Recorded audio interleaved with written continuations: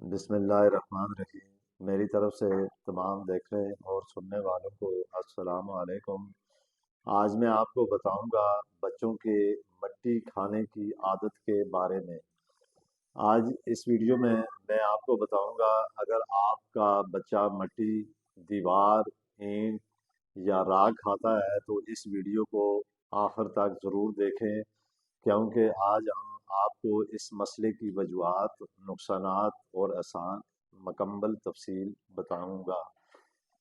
बहुत से वालिदैन इस बात को मामूली समझते हैं, लेकिन हकीकत में बच्चों का मट्टी खाना जिस्म में कई बीमारियों की अलामत बन सकती है।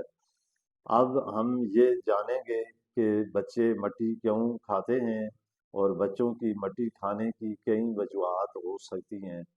सबसे पहले वजह जिस्म में आयरन की कमी।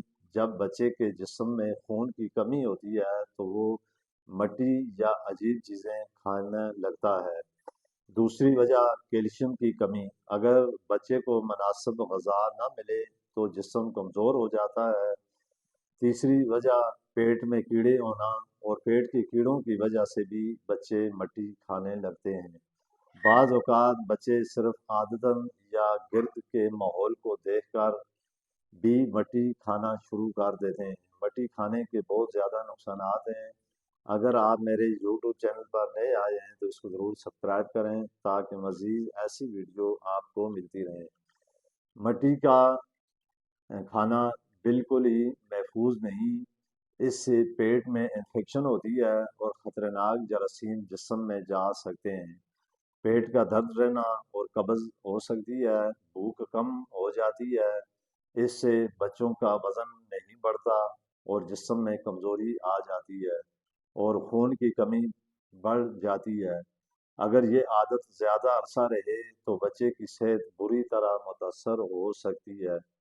अब बात करते हैं इस मसले के इलाज के बारे में।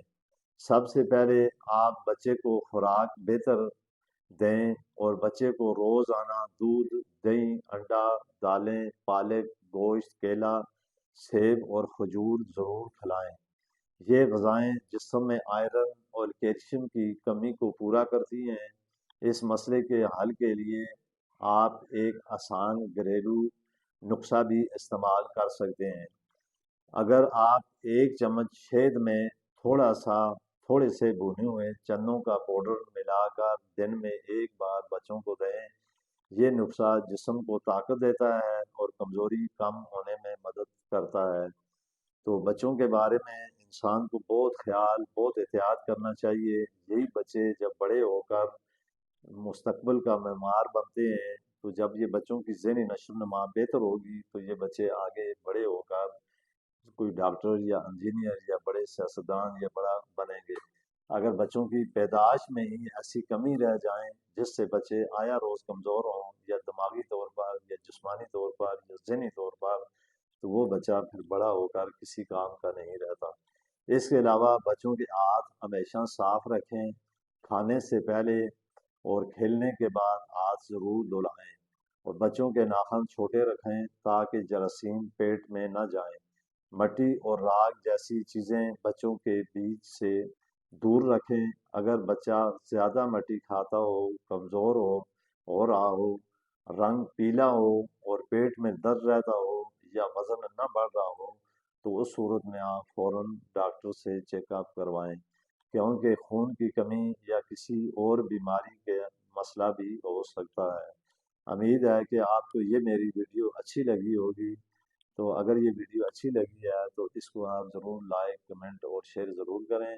इसी के साथ मैं आपसे इजाज़त चाहता हूँ।